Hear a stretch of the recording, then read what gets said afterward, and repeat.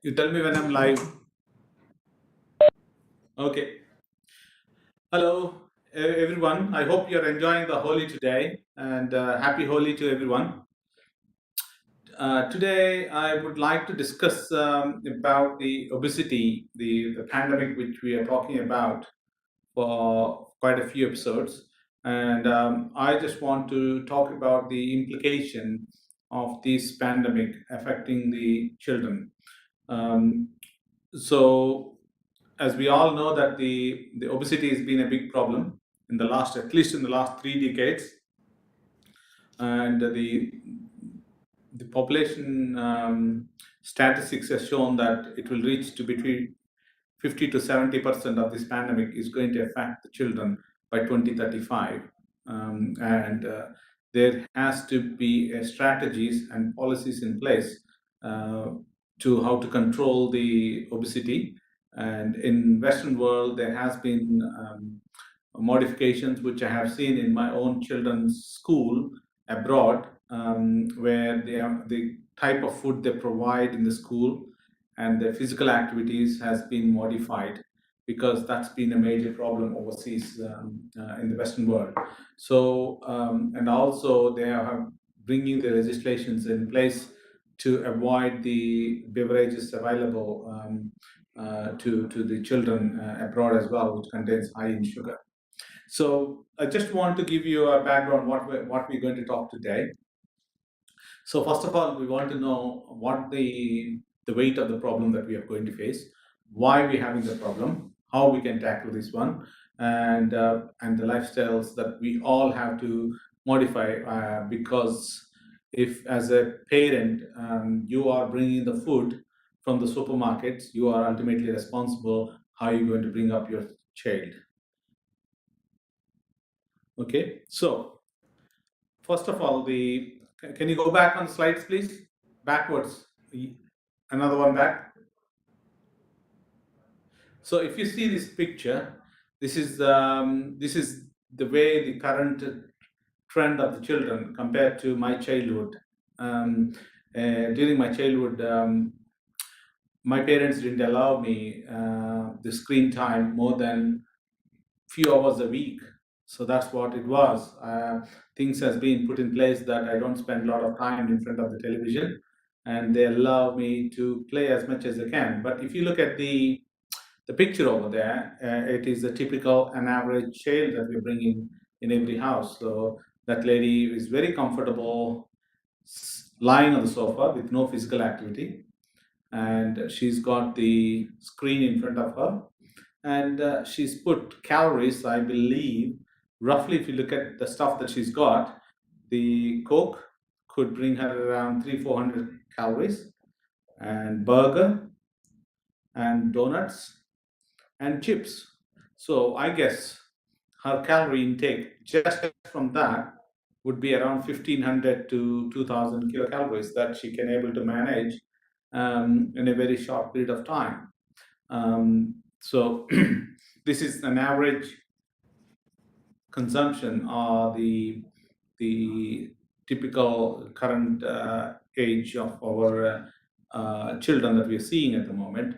And especially with the COVID, things are even much worse because they're not even going to the school, and they're spending a lot of time in front of the things, and because of the restrictions in place, they can't go outside the house to play around, um, which is what creating more and more pandemic of this problem. I guess I mean, we passed almost 12 months from this COVID, and my children are restricted from physical activities because when they're at school, I could see them, at least they have prescribed physical activities and they are monitored amount of the sugars they can have.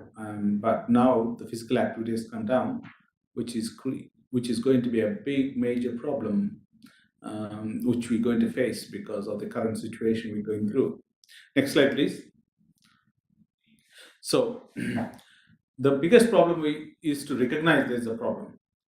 So not many parents or children I don't expect children to know that they have a problem. What is more important is the parents or guardians should able to recognize there is a problem with the obesity in their age group. So how do you measure that the child is overweight is the biggest question. So we apply the same principles of weight and height, and we measure the BMI. And especially for children, there are a bit more extra parameters we take into consideration to see if their child is overweight or obese or super obese. If their BMI is between the 85th to 94th percentile, we call them as overweight with that BMI range. Because if we take 100 children and then an average of those, we take that BMI, and then if your child's an average goes into that percentile, then we call them overweight. If it's around above 95, we call them obese. And if they're 99th percentile, we call them as super obese. So we take that into consideration. And then also we take into other considerations as well. Can we go for the next slide, please? So these are the additional factors we take into consideration to see what happens. Like, okay, most people say having a chubby child is even better because they look healthy. That's the norms I could see from our in-laws for our children, because they wanted to then for them to be very chubby and all those things. But what they don't realize is that 1 in 5 children who are obese are likely to develop all obesity when they become adult. And then also they are prone for other medical problems like diabetes and cholesterol problems, hypertension, cardiac risk factors. So we can predict our own children what they're like, what their life is likely to be in 20, 30 years' time, what they're likely to spend. So it's always important that we create the healthy living at the very early part of their life. Okay, so what are the additional factors we take into consideration when we are trying to teach our children or ourselves as a family? I think the discipline has to start from the parents before we spread it to our children to the way they should be. So we look at the family history. If you got parents or grandparents who are obese, their likely risk is very high. And also we look at their diabetic history, and especially in India, the diabetes is almost become 1 in 2 to 1 in 3. Every third person or second person is a diabetic in Southeast Asia, especially. So we are all at risk. And then we look at the child's eating habits, which includes frequent snacking, how much snacks they take, and the type of snacks they take. Is it full of carbohydrates, chocolate, sweets, whatever it is, cakes, ice creams? And then we also look at the portions of food they're eating. Are they eating small portions for the age, or the bigger portions for the age? Is also very, very important, and how frequently they're eating. And for parents, it always looks like the children are not eating enough, but it's extremely important that you measure your calories and then you weigh against the standard that is supposed to be for your child.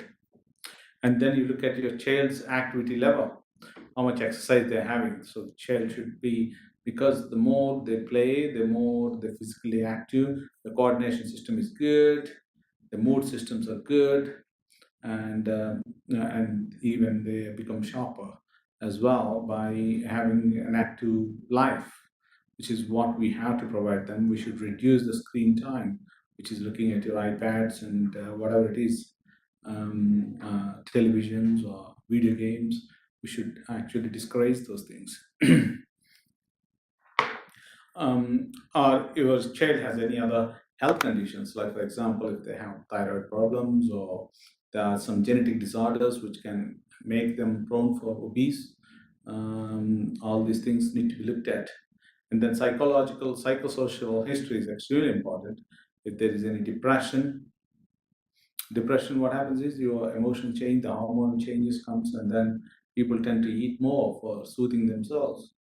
The sleep disturbances are there, or if the child gets bullied at school or wherever it is, that also triggers them from their diet patterns. Next paragraph, please. The next slide, please. I just put this slide for you to understand the balance on which side you are. So the right side is the green side, and the left side is the red side. Um, if you look at, the more you tuned up to have those processed foods rich in carbohydrates, rich in fats, is not good for your health. So you need to have a balanced diet. Try to move towards more to the right to make it more green. The more you are having these processed foods, because they also have some, they don't make you feel full. That's why you try to squeeze more calories in, and that will make you to gain weight. So that's extremely important in those, to recognize that junk food should be avoided. Next slide, please. This is an average slice of a pizza to show you that the bottom bit is carbohydrate and the top bit is a fat, which gives you enough calories. If you just eat each slice, you're bringing up around 200 calories, depending on what type of stuff you put on the top of the pizza. So if you have 4 slices, that's good enough for you to carry on for the whole day's calories. So I would strongly recommend that keep away from them. The next slide, please. Again, chocolates, ice creams, sweets. Next slide, please.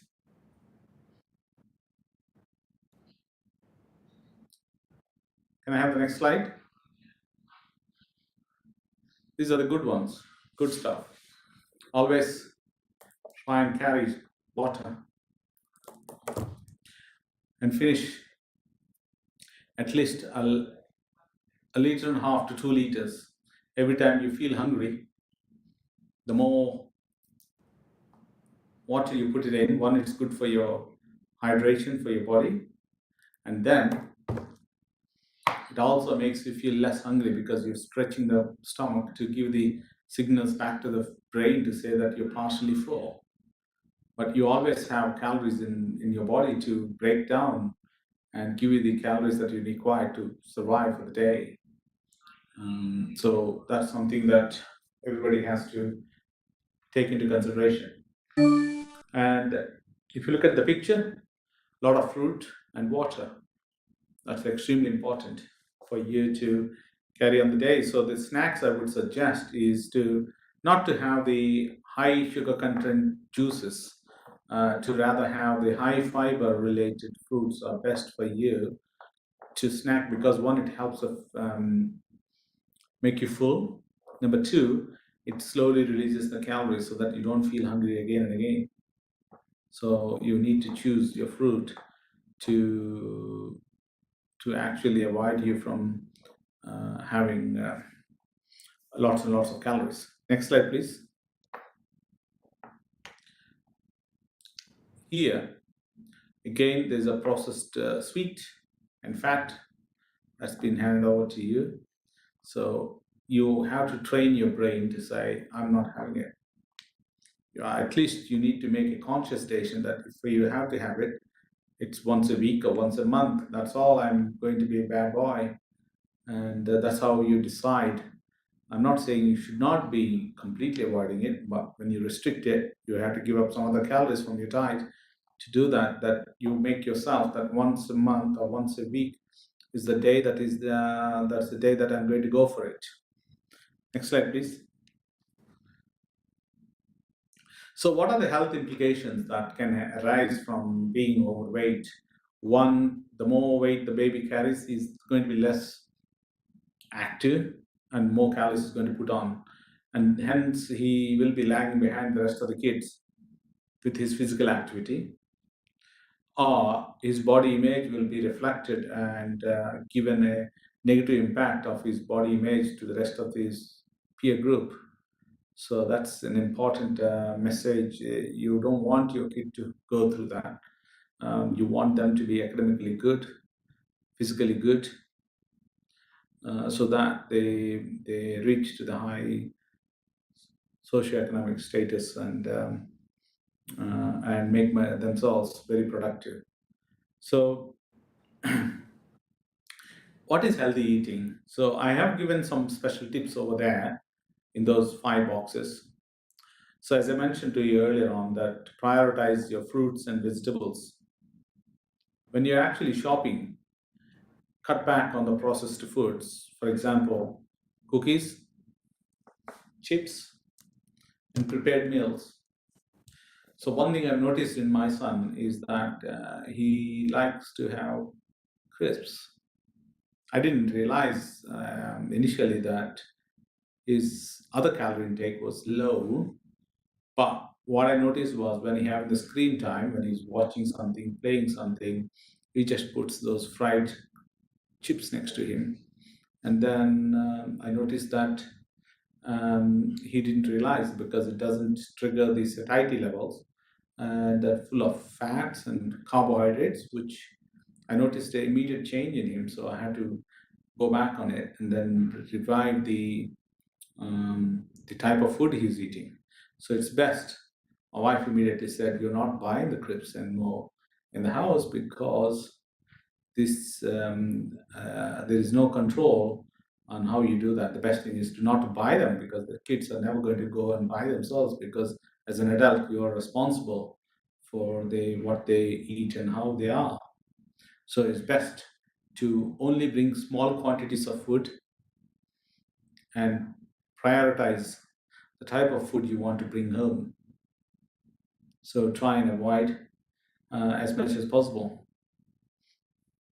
Limit the sweetened beverages. So I never bring any carbonated drinks home.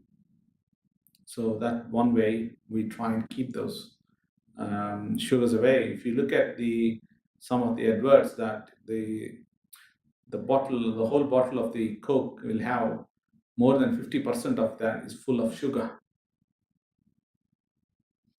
which is really really bad and can trigger insulin resistant diabetes if you continues to do that. So I would strongly recommend that you keep away from sweetened beverages or even high sugar content fruit juices. So you need to look at glycemic control, the glycemic index type of fruits where you need to feel full with a lot of fiber and a less of sugar. That type of glycemic I'll provide you the link for the glycemic index type of fruits or food that's most important. And avoid fast foods. We all know that fast foods contain a lot of fat and calories, so you should avoid them. When you actually having the meal, make sure you have a family meal together. We always, as a family, even though despite me having a busy schedule, uh, my wife tends to make a rule in the house that the children will only be provided food when I come back home. That we, as a family, we sit down and we have the meal together. By this, we have family bonding, which inculcates the healthy discussions that's useful for your children and for your family to know. And also, you have a controlled portion of food eating so that they can actually see how, as a parent, you're having a healthy diet rather than they have a choice of people. If you look at um, I mean, I never used to like the fiber type um, diet when I was little. My mother gives me spinach, totokor. I never used to like them because they don't have the glycemic taste. I would rather have potato, which got more of carbohydrate.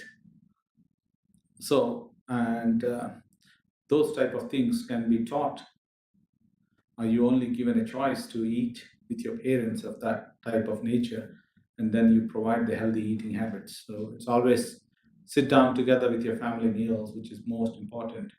When you're having the meal, switch off the television, switch off the phones. So actually, in Western world, now they have a choice of leaving your phones in a special bag, and you hand over to the restaurant manager before you walk in, so that you're not disturbed and you have a quality time with your family or friends, whoever you visit the restaurant. So for the duration that you're going to be there. So nowadays, as a family, you go out and you're still checking on your phone all the time, like going like this and see what's there and what's going on, and that communication is being broken down. So always make sure you're you're free of your screens when you're actually eating your food, and then talk positive in a healthy manner, and serve appropriate portions of size. So what does it mean? So in the olden days, we are always being told never leave your food behind. So what tends to happen is if kids leave their food, the parents tend to finish it off. So I would strongly recommend when you're serving your food, make sure you have a smaller quantities of food on your plate rather than bigger quantities, and eat slowly, so that when you're eating your food, that signals go back to your brain to tell that you had enough food. But if you're eating fast and a processed food, you don't feel full and you continuously eat and you never know how much you ate. So always eat slowly, take your time.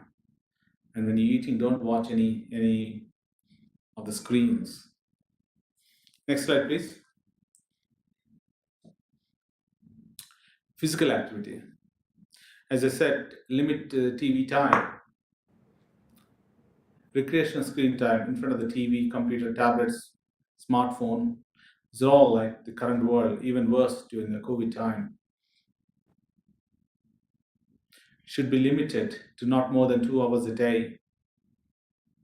So there are special softwares which could lock your screen for the duration. So if you, as a parent, you have a parent or control to switch off the screen time, or even switch off your Wi-Fi at a specified time when you are away from the home, so that your children will be restricted on attaching them to the screen time.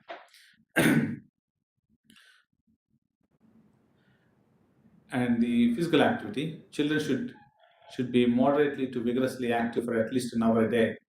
1 hour they should be working. Physical activity should be really really strong, and so this is to be a part and parcel of your school curriculum. I think even now they try to do the online physical activity, which is not as vigorous as it is at school, because you're actually interacting with your peer group, makes you competitive and then wants to do something different.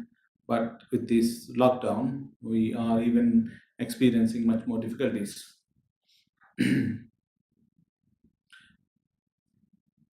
Find the activity that your child likes.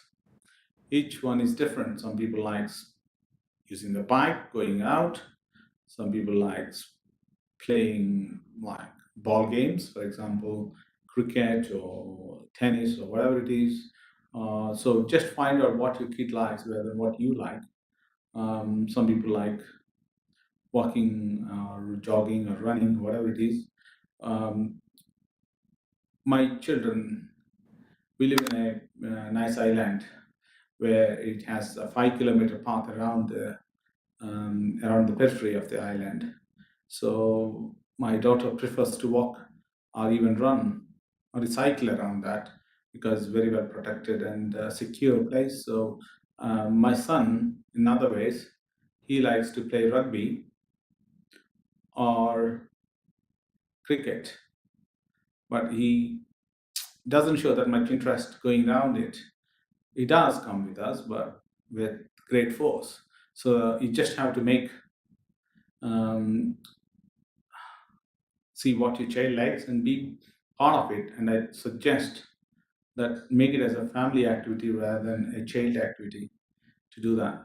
Next slide, please.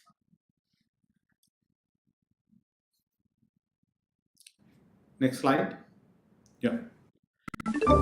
Finally, are there any support groups rather than actually naming and shaming your child to say they're fat?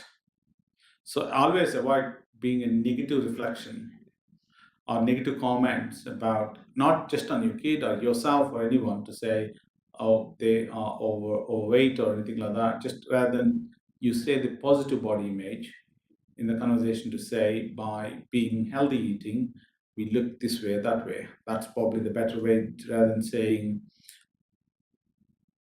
a negative image effect to say, oh, because you ate so much, you look fat or this or that. So that's a negative comment. Rather than say by eating right food and a healthy food, looking a positive way is probably the best image you want to create to your children. Discourage dieting and skipping meals.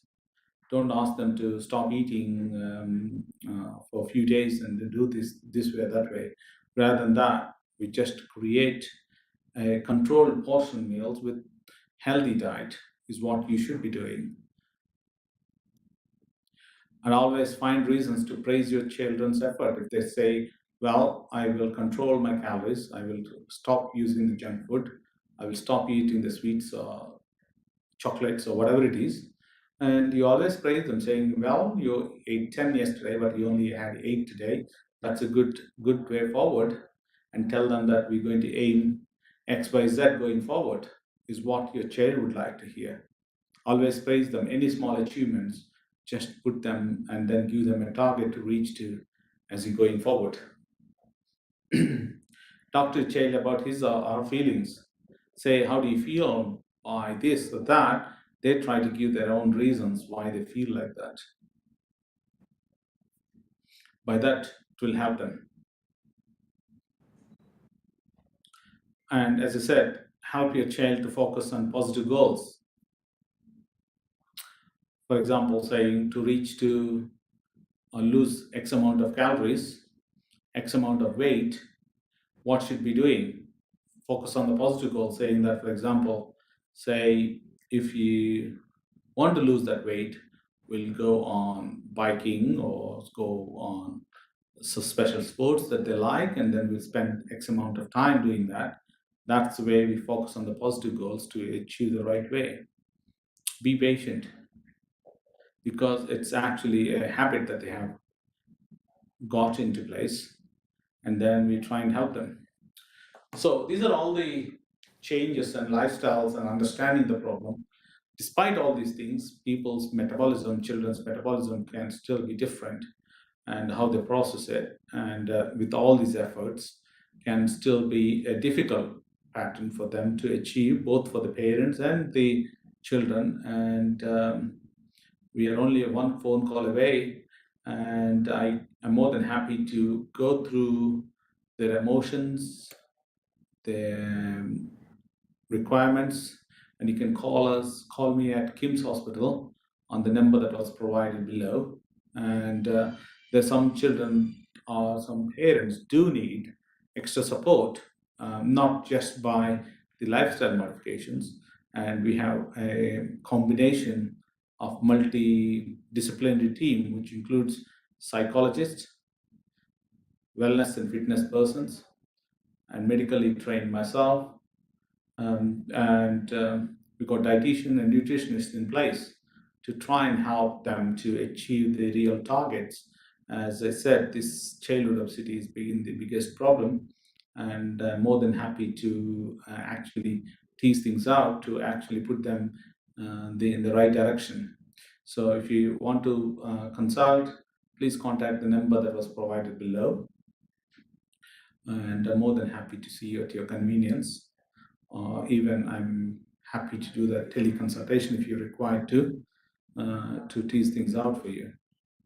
and some children do need extra support, which includes bariatric management because, i.e., if they are totally restricted on the mobility aspect from the overweight, that's really bad in a way that if that is the scenario that happened at the early age, they are not going to make any forward progress, and they might need some sort of interventional thing, which we have latest technology to support that without any major surgeries.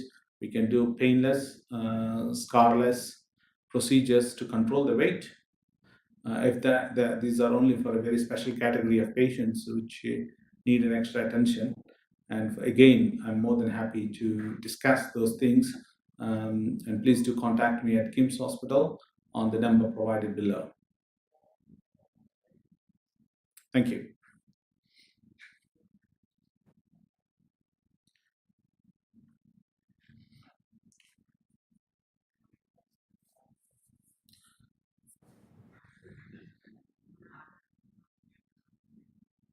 Any questions?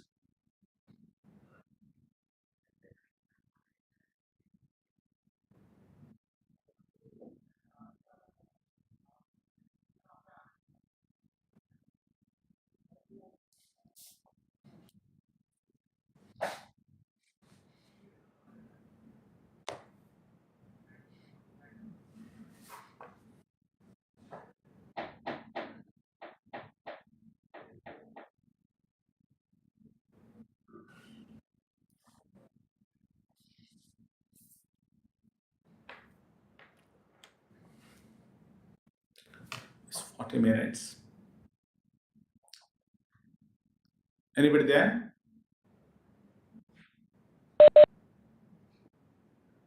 Okay, we call for the end of the day.